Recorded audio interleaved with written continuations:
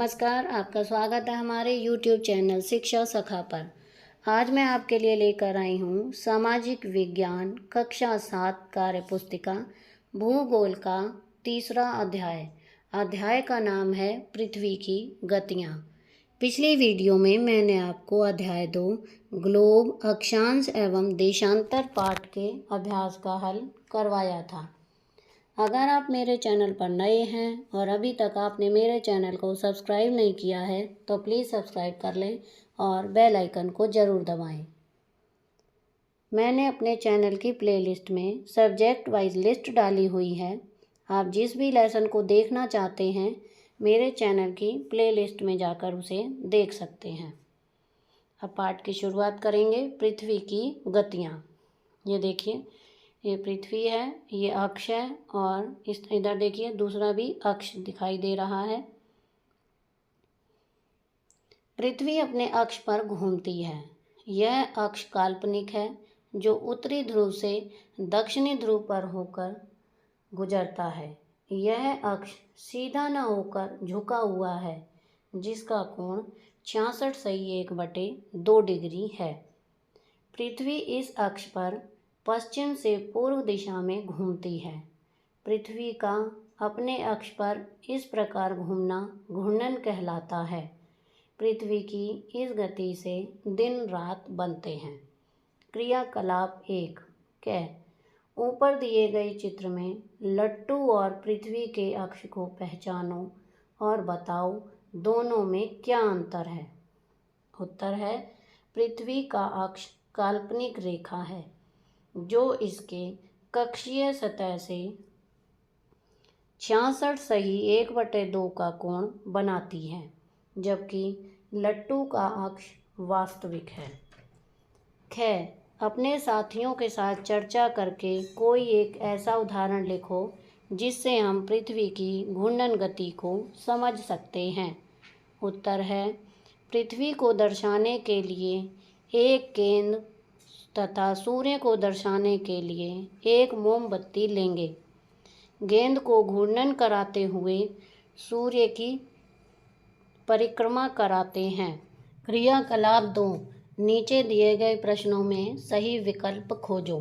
क पृथ्वी पूरा समय सूर्य के चारों ओर चक्कर लगाती है, फिर भी हम सूर्य को हर समय नहीं देख पाते हैं क्योंकि सूर्य बादल में छिप जाता है। ब पृथ्वी का अपने अक्ष पर घूमने से उसका कुछ हिस्सा सूर्य के दूसरी ओर रहता है। स कभी कभी चंद्रमा सूर्य को ढक देता है। इसका सही उत्तर है ब।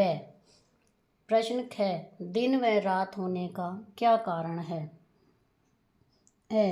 सूर्य की पश्चिम से पूर्व की ओर गति। ब चंद्रमा की पृथ्वी के चारों ओर गति। स पृथ्वी की अपने अक्ष पर गति। इसका सही उत्तर है स पृथ्वी की अपने अक्ष पर गति। प्रश्न ग जब पृथ्वी का एक हिस्सा सूर्य के सामने होता है तो उसके पीछे के दूसरे हिस्से में दिन होगा, ब दोपहर होगी, स रात होगी। इसका सही उत्तर है स रात होगी। प्रश्न घ दिन व रात होते हैं। प्रत्येक 24 घंटे में, ब 12 घंटे में, स 36 घंटे में। इसका सही उत्तर है प्रत्येक 24 घंटे में। प्रश्न ड हमारे यहाँ 12 घंटे का दिन व 12 घंटे की रात होती है। हमेशा, ब कभी कभी, स कभी नहीं। इसका सही उत्तर है हमेशा। प्रश्न च पूरी दुनिया में सभी जगहों पर दिन होता है। एक समय में, ब अलग अलग समय में, स विपरीत समय में। इसका सही उत्तर है ब अलग अलग समय में। क्रियाकलाप 3 क आओ दिन रात कैसे होते हैं इसको समझने के लिए एक गतिविधि करते हैं। सामग्री ग्लोब, मोमबत्ती या टॉर्च, माचिस, एक कमरा जिसमें अंधेरा किया हो। अंधेरे कमरे में एक मोमबत्ती या टॉर्च जलाकर एक टेबल पर रखो। इससे थोड़ी दूरी पर एक दूसरे टेबल पर ग्लोब रखो। अब ध्यान से अवलोकन करो तथा नीचे दिए गए प्रश्नों के उत्तर दो। क. ग्लोब के किस हिस्से पर मोमबत्ती का प्रकाश गिरेगा? ए. जो हिस्सा मोमबत्ती के सामने है। ब. जो हिस्सा मोमबत्ती के दूसरी ओर है। इसका सही उत्तर है ए. ख. ग्लोब के किस हिस्से पर अंधेरा है? ए. जो हिस्सा मोमबत्ती की ओर है। ब. जो हिस्सा मोमबत्ती के दूसरी ओर है। इसका सही उत्तर है ब. प्रश्न ग. अब ग्लोब को धीरे धीरे घुमाओ, क्या हुआ? ए. जो हिस्सा अंधेरे में था उसे भी प्रकाश मिलने लगा। ब. जिस हिस्से को प्रकाश मिल रहा था वह अब अंधेरे में जाने लगा। स. जो हिस्सा प्रकाश में था वह लगातार प्रकाश में ही रहेगा। इसका सही उत्तर है ब. प्रश्न घ. बताओ ग्लोब पर किस हिस्से में दिन होगा? ए. जो हिस्सा मोमबत्ती की दूसरी तरफ है। ब. जो हिस्सा मोमबत्ती की ओर है। तो इसका सही उत्तर है ब. प्रश्न ड. बताओ ग्लोब के किस हिस्से में रात होगी? ए. जो हिस्सा मोमबत्ती की दूसरी तरफ है। ब. जो हिस्सा मोमबत्ती की ओर है। इसका सही उत्तर है ए. ऊपर की गतिविधि को हम आगे बढ़ाएंगे तो मोमबत्ती वाले टेबल के चारों ओर चौक से घेरा बना दो। अपने एक साथी से कहो कि वह ग्लोब वाली टेबल को मोमबत्ती के चारों ओर घेरे पर धीरे धीरे सरकाए। प्रश्न ख. तुमने क्या अवलोकन किया? लिखो। उत्तर है यह सूर्य के चारों ओर घूर्णन गति के साथ साथ परिक्रमण गति भी दर्शाता है, जिसे हम इससे समझ सकते हैं। हमारी पृथ्वी भी सूर्य के चारों ओर इसी प्रकार एक निश्चित पथ में चक्कर लगाती है। पृथ्वी को इस प्रकार सूर्य के चारों ओर चक्कर लगाने में 1 वर्ष यानी 365 सही 1/4 दिन लगता है।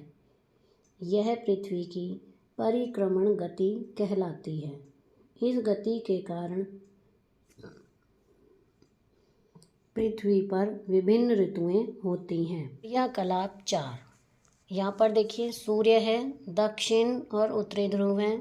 लेफ्ट साइड चलेंगे तो ग्रीष्म ऋतु, उत्तरायण 21 जून तक रात दिन और उत्तरी गोलार्ध। जब और आगे चलेंगे विषुवत 23 सितंबर बसंत ऋतु, शरद ऋतु शुरू होती है, ग्रीष्म ऋतु, फिर इसी तरह दिन रात और शीत ऋतु 21 मार्च तक शीत ऋतु रहती है। आगे है प्रश्न क का ए। ऊपर दिए गए चित्र में पृथ्वी की कौन सी गति बताई गई है? उत्तर है परिभ्रमण गति। प्रश्न ब। ऊपर दिए गए चित्र में चारों स्थितियों में भूमध्य रेखा को दर्शाओ। मैंने ऊपर भूमध्य रेखा को दिखाया हुआ है। प्रश्न स। ऊपर दिए गए चित्रों में चारों स्थितियों में उत्तरी ध्रुव तथा दक्षिणी ध्रुव बताओ। तो यहाँ पर ये इधर जहाँ उत्तरायण है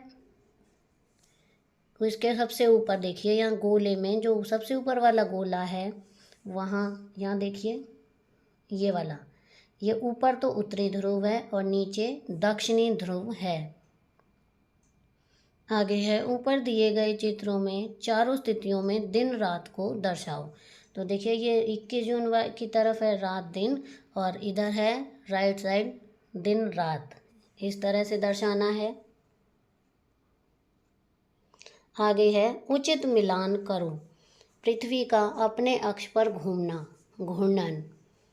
पृथ्वी का सूर्य के चारों ओर एक स्थिर कक्षा में घूमना, परिक्रमण।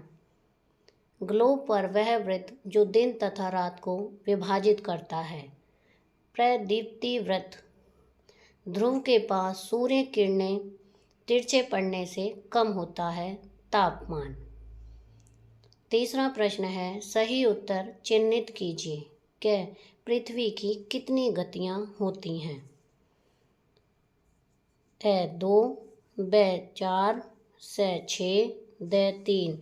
इसका सही उत्तर है 2 गतियां होती हैं। प्रश्न 6, पृथ्वी अपने अक्ष पर कितने कोण पर झुकी है?